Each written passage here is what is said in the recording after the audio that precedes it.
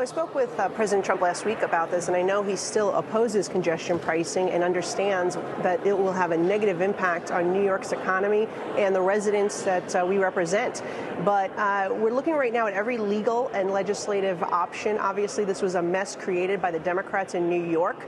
This is Kathy Hochul's mess. We're going to try to fix it from the federal level, but really what the state should be doing is repealing this. Even Governor Cuomo, who originally signed this into law, said that there needs to be more studies.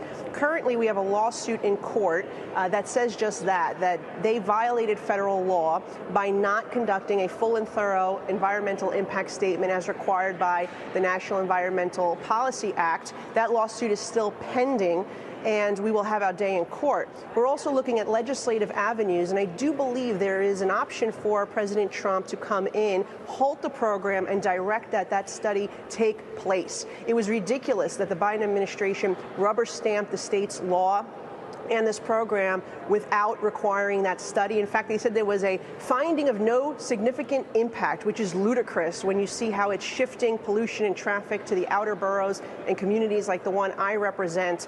So we still have some options here on the table, and we will use every tool possible.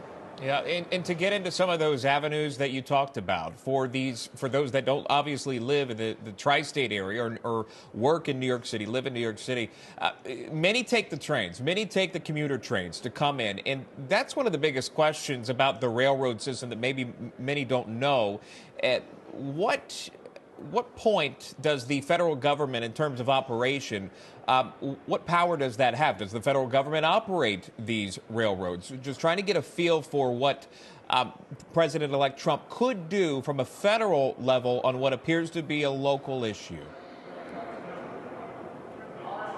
Well, these trains are operated and run by an independent authority that's run by the state. Its appointees are from Mayor Adams and Governor Hochul. They do, however, rely on federal funds.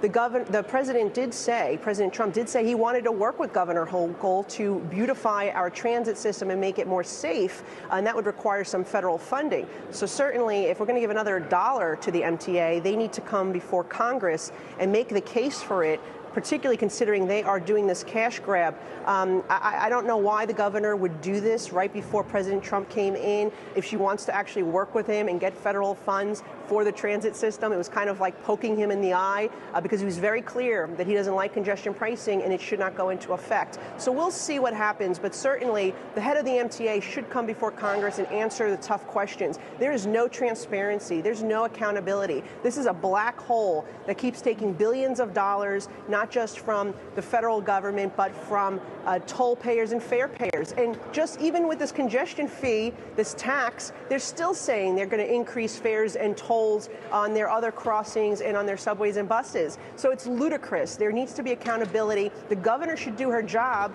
and actually fix the system and make it safe, by the way. The reason why people are driving in is oftentimes they don't feel safe. You have people being murdered and set on fire on the subway system, and the governor does nothing about it, and we are down 7,000 cops in New York City. Hire more cops, Mayor Adams.